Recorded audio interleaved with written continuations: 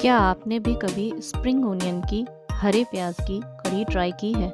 अगर नहीं तो एक बार इस कढ़ी को बना के देखिए।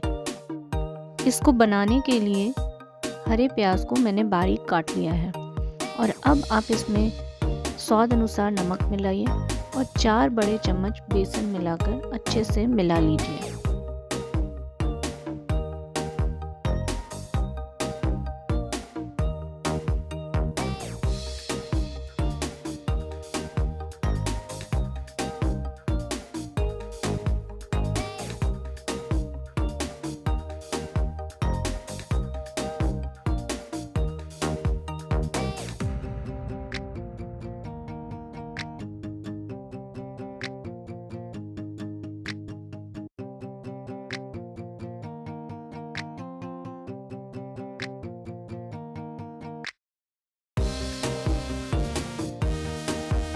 अगर आपको ज़रूरत लगे तो थोड़ा सा पानी डालकर इसको अच्छे से मिला लीजिए। मिक्सचर हमारा तैयार हो चुका है। अब हम इसके छोटे छोटे बॉल्स बना के पकौड़े तल लेंगे।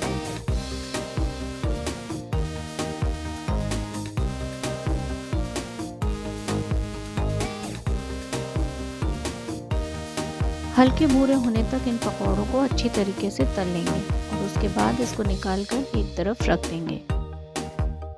आप मुझे दुनिया के कौन से कोने से देख रहे हैं वो मुझे कमेंट सेक्शन में ज़रूर बताएं।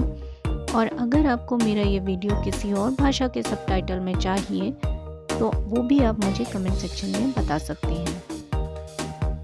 अगर मेरे चैनल पे मौजूद कोई भी वीडियो आपको किसी और भाषा के सबटाइटल में चाहिए तो वो भी आप मुझे उस वीडियो के कमेंट सेक्शन में बता सकते हैं। मैं पूरी कोशिश करूँगी कि 2 से 3 दिन में उस सबटाइटल को उस वीडियो के लिए ऐड कर दिया जाए।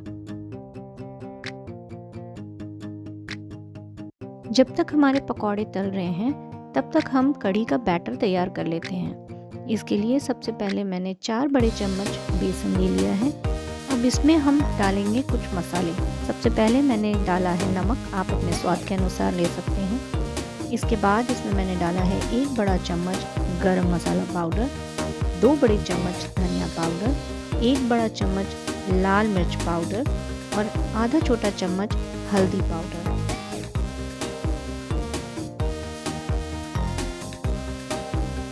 इसके बाद हम इसमें डालेंगे 1 कप दही और हम इस पूरे मिक्सचर को दही में ही अच्छी तरीके से मिक्स कर लेंगे। आपको इस बात का ध्यान रखना है कि इसमें किसी भी तरीके की कोई गांठ नहीं होनी चाहिए। मिक्सचर हमारा तैयार हो चुका है। अब हम इसमें करीब 2 लीटर पानी और डालेंगे।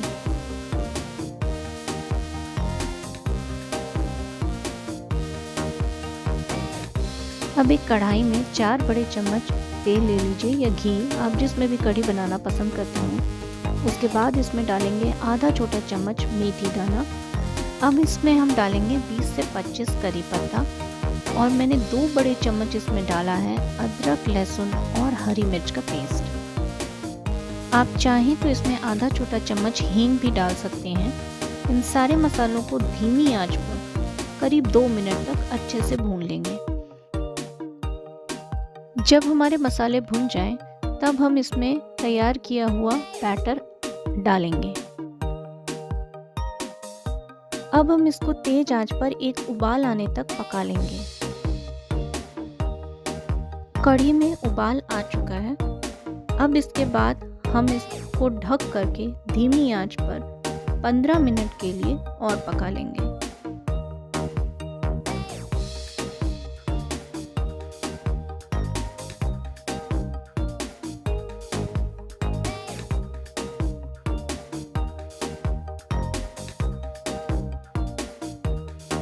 धीमी आंच पर पकाते हुए लगभग 15 मिनट हो चुके हैं और अब हम इसमें तैयार की हुई पकौड़े डालेंगे और उसके बाद इसको ढक करके 10 मिनट के लिए छोड़ देंगे।